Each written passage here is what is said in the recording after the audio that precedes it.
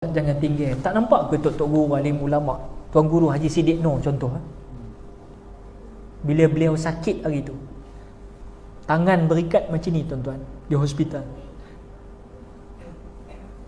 Bila dia dapat berceramah balik, kalam pertama yang keluar daripada Tuan Guru Tuan Haji Siddiq Nur, apa dia? Apa dia? Dia kata,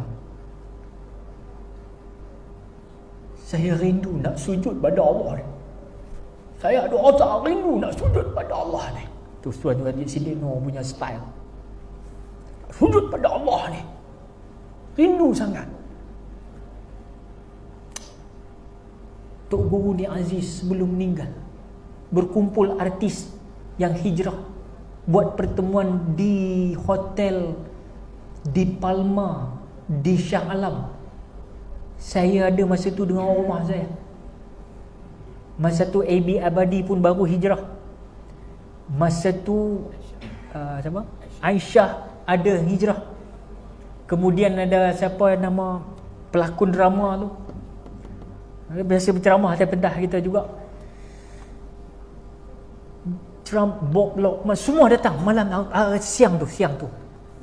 Tapi yang saya terpukau, saya tergamam, Tok Guru ni Aziz. Ketika itu Tok Guru ni Aziz masa itu dia berdiri dalam ceramah dia, tak berapa second dia menangis tuan-tuan. Pasal apa dia menangis? Dia kata, para hadirin sekalian, hamba ni 2-3 malam tak apa sihat. Hamba sedih tak boleh. Selalu alhamdulillah tahajud, tapi 2-3 malam dia tak boleh nak tahajud. 2-3 malam tak boleh tahajud, menangis Tok Guru ni Aziz tuan-tuan. Kita tak dapat tengok konsert Billy Elliot kan, ni Bahril ni bayar sampai beribu sanggup tiket tu. 2,000 berapa? HP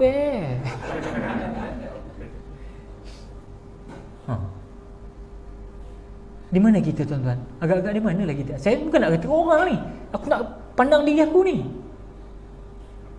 Susah nak cari orang macam Tok Guru ni Aziz, susah tuan-tuan. Al-Waliullah, Al-Waliullah. Meninggal dia, kawan dan lawan mewajibkan diri hadir mengiringinya ke Pusara Aman. Nak tengok fenomena ni di Malaysia tuan-tuan, melain Tok Guru ni Aziz dan arwah Datuk Fadil Nur. Kamu nak nafikan?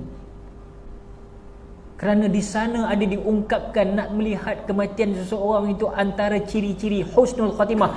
Soal syurga dan neraka bukan saya sebut, itu urusan Allah. Tapi tanda-tandanya antaranya, tengok sajalah berapa ramai, berapa juta umat, ribu umat yang menyemayangkan jenazah dia tuan-tuan. Kita ni Allah tak tahu tuan-tuan.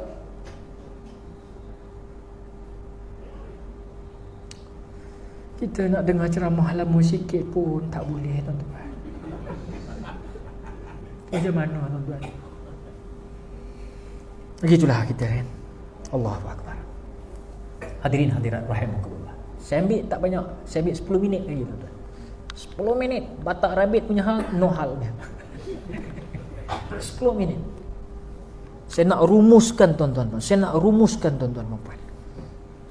Jemaahku, kerana sekeping roti canai sedap di mana sekalipun sanggup kau cari, tetapi rumah Allah di tempatmu sehari sekalipun tiada kau kunjungi. Jemaahku, kerana kenduri kendara jauh di mana sekalipun bersungguh kau nak hadir, tetapi rumah Allah di tempatmu sehari sekalipun mungkin kau tak kunjungi juga. Jemaahku, kerana bola sepak yang kau minati Stadium Bukit Jalil sanggup kau jejaki, tetapi rumah Allah di tempat engkau sehari sekalipun mungkin susah kau nak kunjungi. Jemaahku, kerana ingin melihat keindahan alam semula jadi, bukit dan gunung habis kau terokai, tetapi rumah Allah di tempatmu mungkin sehari sekalipun tiada kau kunjungi. Jemaahku, kerana minat sungguh hobi memancing, naknya pula di Batak Rabbit ni, Segenap lautan dan sungai sanggup kau redahi, tetapi rumah Allah di tempatmu mungkin sehari sekalipun tiada kau sanggup kunjungi. Jemaahku, kerana pasar malam dan pasar tani nampak sungguh meriah sekali di Menara Condong. Tu aku tambah je lah. Siang dan malam terus kau lewati, tetapi rumah Allah di tempatmu mungkin sehari sekalipun tiada juga kau kunjungi. Jemaahku, kerana gegar vaganza dan mentor sudah bermula, terpacak kau di hadapan TV, tetapi rumah Allah di tempatmu mungkin sehari sekalipun tiada juga kau kunjungi. Jemaahku, tak salah apa yang kau lakukan, semua itu tak salah, tak salah, itu hak engkau. Cuma ingatlah, di hadapan kita ada sesuatu yang sedang menanti. Jemaahku, sesungguhnya ketahuilah, umur ini hanya menunggu mati. Ingin ku bertanya, kemana jenazah kau dan aku akan dibawa nanti? Jemaahku, seluruh pelosok dunia telah pun kau terokai bila tiba saat matinya jasad ini nanti. Di masjid dan surau Al-Khairiyah jugalah kau dan aku akan dibawa untuk disolat dan dimandi. Jemaahku, sebelum kau dan aku terus-menerus lupakan diri, biar kita saling ingat mengingati dan saling nasihat menasihati. Kerana sesungguhnya kita perlu saling sayang menyayangi. Sayang menyayang, sayang menyayangi. Orang Teluk Intan, sebagai saudara seagama, mudah-mudahan bersama-sama kita menuju ke syurga ilahi. Amin ya rabbal alamin. Tuan-tuan dan puan, ingatlah, dunia penjara bagi orang mukmin, syurga bagi orang yang bukan mukmin. Maksudnya apa? Dengan hukum fiqh yang diadun di atas muka bumi, ingatlah, Allah tak bagi kita minum night cap jenis tak wonggeli kenal dah. Allah tak bagi kita minum Heineken, Carlsberg, Tiger, bukan kerana Allah nak menzalimi kita sebagaimana bebasnya mereka minum, tetapi hukum fiqh adalah untuk mengawal kita supaya kita menjadi golongan yang terbaik, khairu ummah di muka bumi pinjaman Allah. Sebab itu turun hukum, bukan nak menyusahkan kamu. Anak dara kita di Kuala Kangsar yang terlepas pandang tu menjolinkan aurat dia itu, yang walaupun dia dah hafal 15 juzuk Quran sekalipun, dia terlepas pandang membuat perkara-perkara yang onar, menghina agama sebegitu rupa. Bukan kita nak benci kepada beliau, kita sedarkan balik sesama kita, tuan-tuan. Kita ingatkan beliau. Kita tak tahu ujung, mungkin dia bertaubat dan nasuha, dia lebih baik daripada kita. Tapi yang paling penting ialah kita kena ingat, mengingati, tuan-tuan dan puan, hukum menutup aurat bukan tujuan Allah nak menyusahkan kau. Tetapi orang yang ada iman, dia tahu kenikmatan berlaku taat kepada hukum fiqh ini ada satu kenikmatan yang orang lain tak dapat rasai. Kenapa? Hukum menjaga kamu, bukan nak menyusahkan kamu. Kalau setakat 50 juzuk Quran, tuan-tuan, kita ambil aja burung kakak tua, kita beli dekat Tepin atau di Teluk Intan, pergi kedai burung, beli burung seekor, kurung dalam bilik, buka radio ataupun kaset saat Said Al-Qamidi baca Quran, ataupun Syekh Rashid Mishari, Rashid Al-Afasi, atau Syekh Abdul Rahman Sudis, putar hari-hari. Alhamdulillahi Rabbil Alamin, Ar-Rahmanir Rahim, Maliki Yawmiddin, Iyyaka na'budu wa iyyaka nasta'in, Ihdinas siratal mustaqim, ila akhiril Fatihah. Kamu letakkan burung kakak tua sebulan di situ, pasangkan juzuk apa-apa, cuba tengok burung kakak tua tu hafal tak hafal? Kalau nak kira hafal lah. Tapi kita bukan burung. Oh, burung. Aku ingatkan onta, bukan burung. Kita ni bukan burung. Kita ni ada hukum. Burung tak perlu dihukum. Dia ada mahkamah qadi besok Rabbul Jalil. Binatang-binatang sahaja. Itu bab binatang saja. Itu kan dah disebut dalam hadis-hadis. Dan ada yang mengatakan mereka akan jadi debu. Wallahualam. Tapi manusia, kita ada perkiraan kita, makcik. Satu patah perkataan kita kata pada orang lain yang benda itu tak betul, akan dipersoal di akhirat. Tak takut ke? Tak takut ke cakap benda-benda yang bukan-bukan? Al-kalimatun thayyibatun sadaqah. Cakap benda baik jadi sedekah. Cakap benda tak baik, takut-takut dia akan jadi impak maksima yang buruk pada kita, tuan-tuan. Sebab itu cakap benda baik. Budak-budak muda, orang muda, cakap benda baik-baik. Ini sikit-sikit, matilah kau, bodohlah kau. Saya tengok sekarang di kedai-kedai mamak, anak-anak muda dah biasa dengan perkataan ni. Dulu kami muda juga, tak adalah sampai macam tu. Tak adalah sampai nak cakap orang bodoh. Doa tu dik, kita doakan kawan kita, alah matilah kau, bodohlah kau. Tak boleh.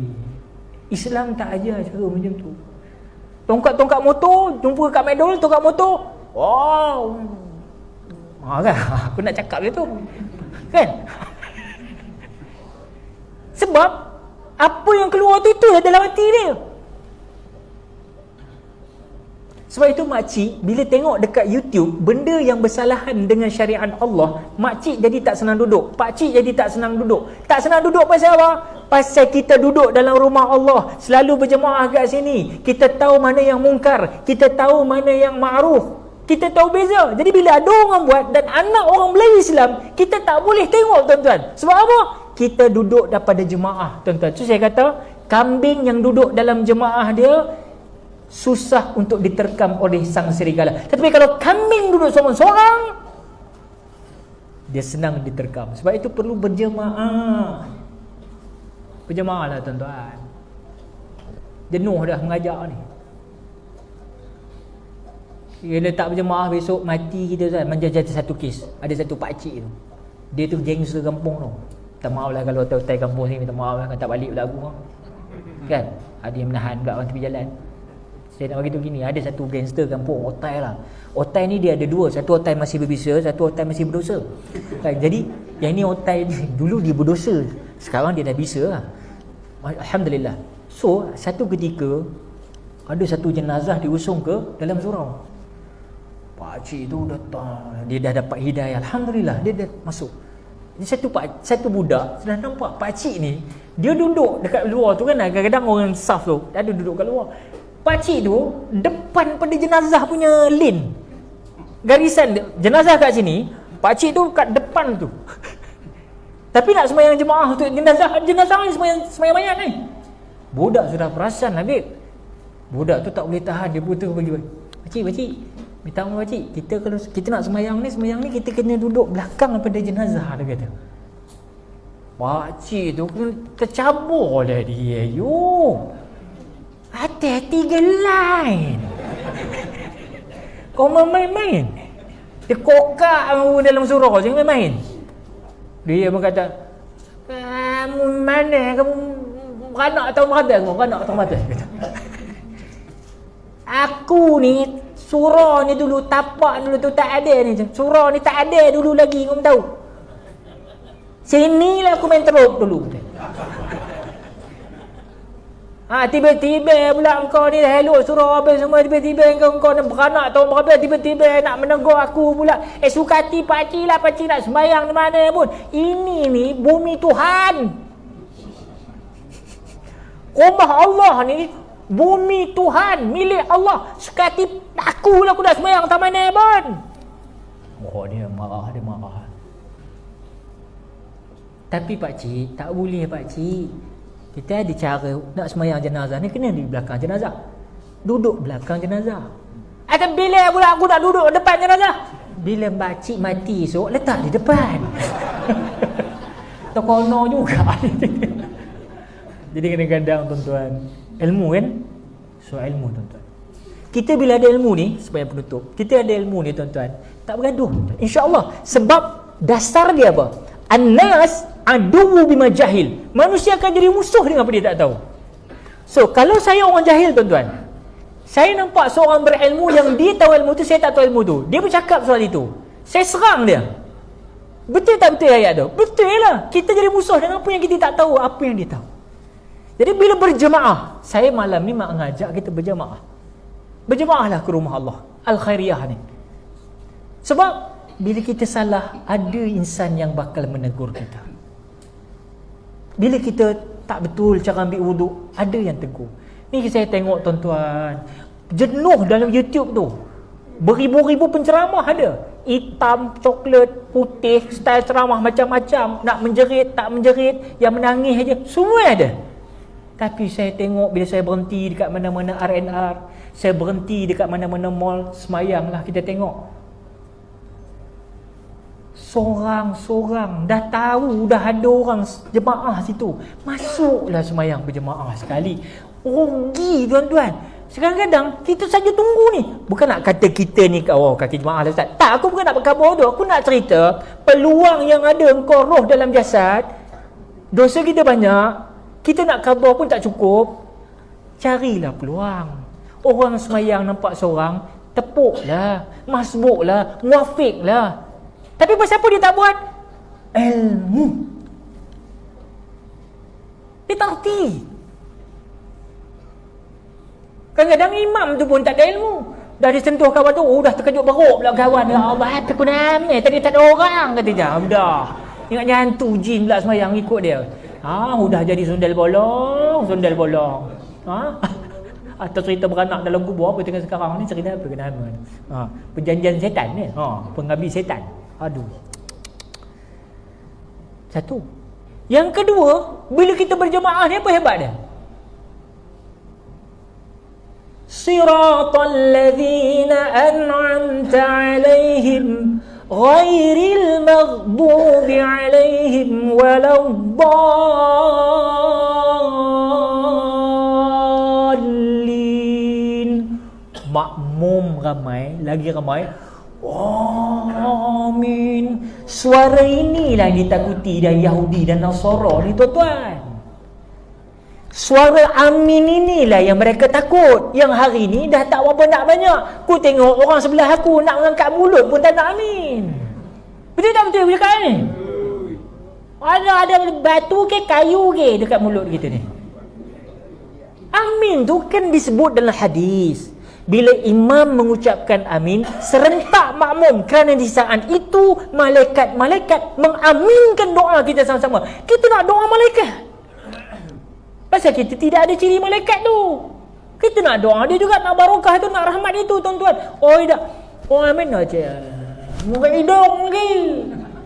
Astagfirullahaladzim. Ubahlah tuan-tuan. Dan kedua, tak dengar suara amin, tak dengar. Dah tak dengar dah. Semua je silap kita tuan-tuan itu penting. Amin kuat-kuat. Amin. Kena lafaz sama. Allah ampunkan, mudah-mudahan insya-Allah dengan lafaz Al-Fatihah 17 kali sehari semalam kita buat ni, bila waladdallin, amin, sentiasa diaminkan. Ini yang solat itu istiqamah ni tuan-tuan.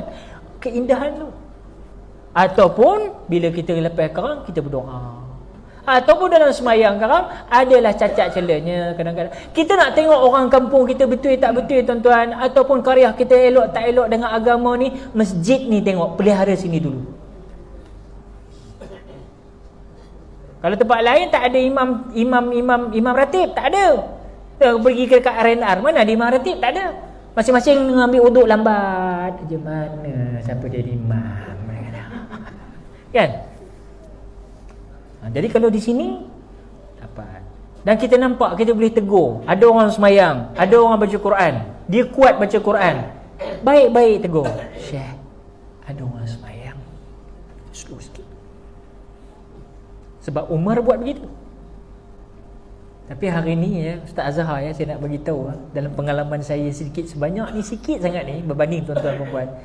Hari ni setiap kesalahan, kezaliman, kejahatan, kemaksiatan, keteledoran, keterlepas pandangan, you name it, apa juga yang berlaku depan mata, jelaslah kita hari ni hanya mampu untuk mengubah dengan hati. Saya tak kata orang, saya sendiri tak, kadang-kadang berat nak cakap, berat nak ubah tangan, berat nak cakap dengan mulut. Ubah dengan hati. Dan itulah selemah-lemah iman. Adakah kita tergolong dalam golongan itu? Ya Rabb, bagi kami kekuatannya. Sesungguhnya kita menegur seorang bukan kerana kita lebih baik daripada golongan itu. Tidak. Kita pun tak tahu untung baik itu macam mana. Tetapi wadzakir fa inna dzikra tanfa'ul mu'minin, dan berilah peringatan kerana peringatan ada manfaat bagi orang mukmin. Dan aku dah dapat diperingatkan oleh tok guru aku dah mengaji sikit sebanyak, aku kena wajib bagi tahu kat engkau, supaya kita dapat sama-sama nanti berhimpun. Kalau dalam surah Al-Khairiyah, kita juga sama-sama dihimpunkan nanti insya-Allah di yaumil mahsyar. Tuan-tuan, oi nampak kuat amin tu, nak suruh tutup sangatlah tu. Seluruh tuan-tuan minta maaf insya-Allah. Hadirin hadirat rahimakumullah, terima kasih sekali lagi. Saya mohon ampun, maaf banyak-banyak. Yalah, maksudnya kita di zaman-zaman manusia insan banyak jadi insane sekarang.